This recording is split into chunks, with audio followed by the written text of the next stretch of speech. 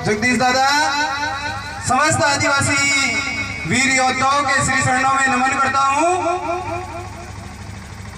सबसे पहले कार्यक्रम के इस भव्य समारोह में आप सबका हार्दिक अभिनंदन।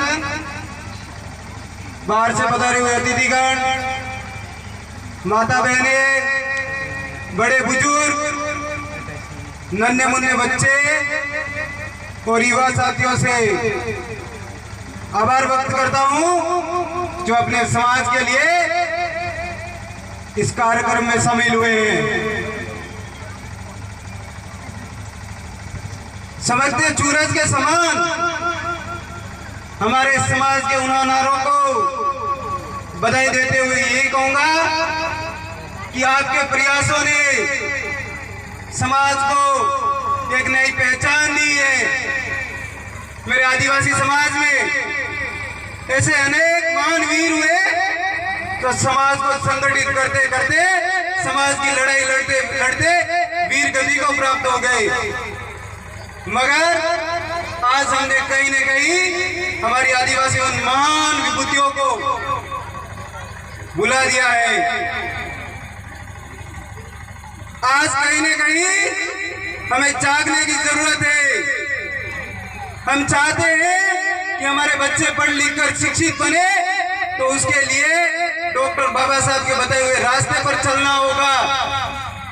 बाबा साहब ने कहा था शिक्षित बनो और संगठित रहो। बाबा साहब के उसी विचारों पर चलते हुए समाज को संगठित करने की आवश्यकता है साथियों। बाबा साहब ने कहा था कि बिखरे हुए समाज का कोई बादशाह नहीं बन सकता, बिखरा हुआ समाज का भी बादशाह नहीं बन सकता, कोरे शब्दों से इंसान औरों की निगाहें नहीं बन सकता। एकत्रित रहकर संगठन में विश्वास बढ़ना सीखो, क्योंकि बिखरा हुआ समाज कभी बादशाह नहीं बन सकता। आज के इस कार्यक्रम में युवा का बड़ा योगदान है। मेरे जितने भी आदिवासी कार्यक्रम होते हैं, युवा साथी अपनी अहम भूमिका निभाते हैं उस कार्यक्रम में। साथियों, आज समाज के लिए, समाज को संगठित करने के लिए हमें पूरा प्रयास करना चाहिए, जिस भी प्रकार से हो सकता है उसके लिए। युवाओं के लिए दो शब्द कहना चाहूंगा कि सर उठाकर जीना तेरा स्वाभिमान है, सर उठाकर जीना तेरा स्वाभिमान है, अदम्य उत्साही तेरी पहचान है, अदम्य उत्साही तेरी पहचान है। तेरी ललकार से यह तूफान थम जाए, युवा तू महान है, तू महान है। ऐसे वीर सामाजिक कार्यक्रम के लिए हम जब इतनी संख्या में इकट्ठे होंगे और समाज के लिए काम करेंगे, तो मेरा समाज अति शीघ्र संगठित होने में समय नहीं लेगा साथियों। अभी मेरे समाज में अधिक से अधिक संख्या में बहन बेटियों को बढ़ाने की जरूरत है। हमेशा बहन बेटियों का सम्मान करना सीखे और समाज के जितने भी कार्यक्रम हैं वहां अपनी मातृशक्तियों को भी अधिक से अधिक संख्या में लाने की कोशिश करें साथियों। मैं कहना चाहता हूं युवा साथियों से कि शिक्षित और सुदृढ़ युवाओं से समाज के पिछड़े परिवारों के लिए और गरीब बच्चों की शिक्षा के लिए सदैव प्रयासरत रहे साथियों। युवा अगर बलिष्ठ और मानसिक रूप से स्वस्थ होंगे तो स्वावलंबन की भावना होगी, और यही स्वावलंबन की भावना समाज को संगठित करने में और समाज को नई दिशा देने में काम करेगी। साथियों, इस गरीबी से निकलने का भी एक रास्ता है। कठिन समय में बेहतर सीख के गरीब के इस चक्र से बाहर निकल सकते हैं, और शिक्षा ही वो हथियार है जिनके माध्यम से हम समाज को बदल सकते हैं।